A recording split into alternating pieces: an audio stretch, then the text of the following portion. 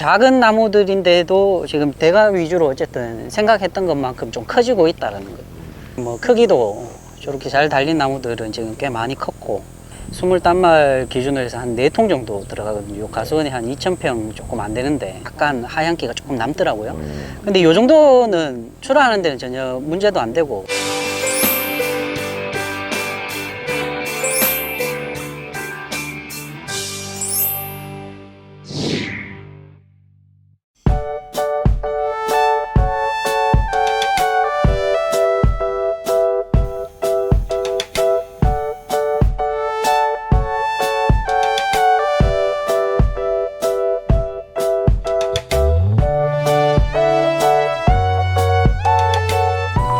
키웠죠. 열심히 키웠죠.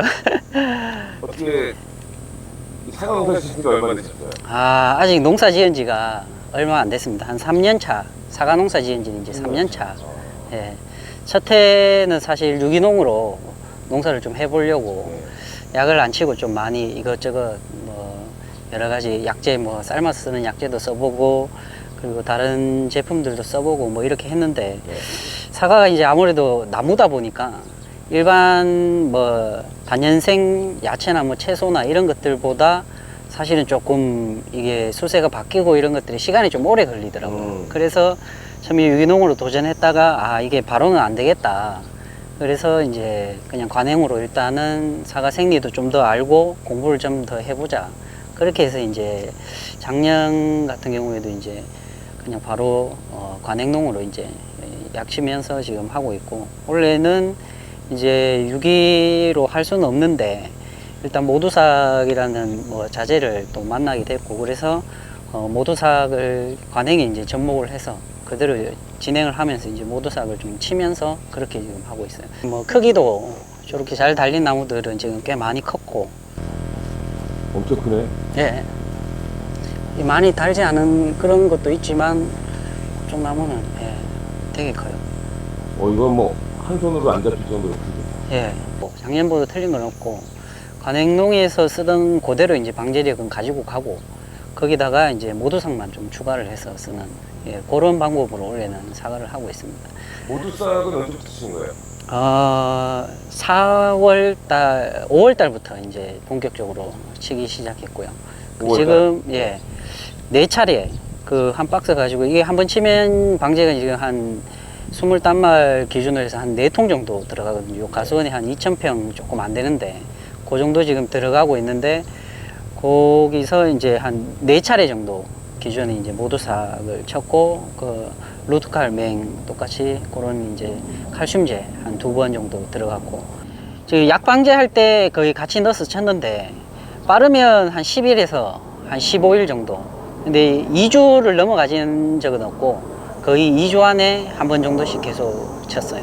여기가 나무가 보면 수세가 이게 어떻게 보면 조금 약할 수도 있는 지금 작은 나무들도 좀 있는데, 모두삭도 치고 그래서 그런지 일단은 수세가 거름도 주고 그래서 수세가 약하지는 않은 것 같아요. 조금 생각했던 것보다는 조금 더 센 것 같고, 그래서 내년에는 거름을 조금 줄여도 되지 않겠나 그런 생각이 좀 들어요. 이 모두삭을 치니까 또 잎도 좀 더 건강한 것 같고, 이 과에 달린 끝에 있는 잎인데 처음부터 이제 얘는 모두삭을 좀 맞고 그랬으니까 잎이 더 크죠, 얘보다. 그럼 얘가 더 크네. 얘가 더 크고, 그러니까 그런 생리가 어떻게 보면 영양이 얘가 이만큼 크는 기간 동안 얘가 우리가 이제 연면 시비를 하고 영양제 개념으로 어떻게 그렇게 들어가기 시작하면 영양 상태가 좋을 때는 잎이 이렇게 확실히 커지거든요.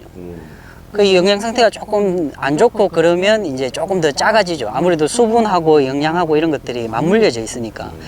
왜냐하면 봄에 조금 더 가물고 이럴 때 얘가 아무래도 잎이 안 크거든요.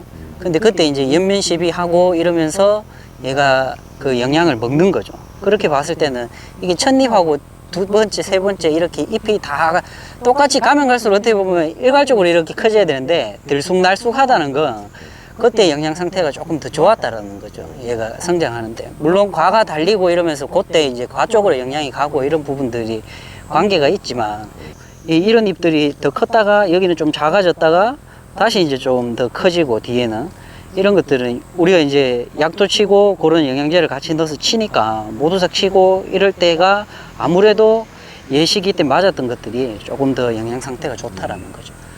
모두싹을 쳐가지고 허용해요? 예, 아무래도 모두삭이 치고 나면 이제 약재가 그렇게 살짝 하얗게 뭐 보르덱이나 이런 것처럼 전체가 그렇지는 않은데 아무래도 황이 더 그러니까 이게 약재를 같이 타서 쓰니까 약간 하얀기가 조금 남더라고요. 근데 요 정도는 출하하는 데는 전혀 문제도 안 되고 나중에 되면 별로 문제가 안 되는데 뭐 기존에 탄산칼슘이나 아니면 다른 뭐 보르도액이나 이런 거 쳤을 때는 전체가 하얘지기 때문에 가끔씩 출하할 때 조금 이렇게 보기가 소비자들한테 뭐 이렇게 택배 거래나 이런 거 할 때는 보기가 조금 거북한 감이 있더라고요. 근데 모두삭은 아직 그런 정도까지는 아닌 것 같아요.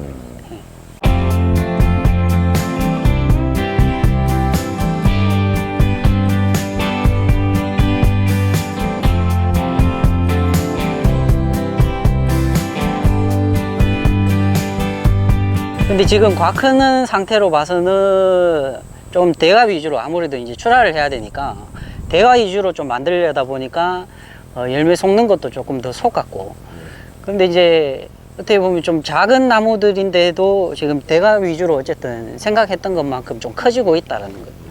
이 품종이 뭐예요? 여기는 이제 미얀마가 대부분 한 반 정도가 미얀마고 저기 끝으로 가면 이제 챔피언 사과.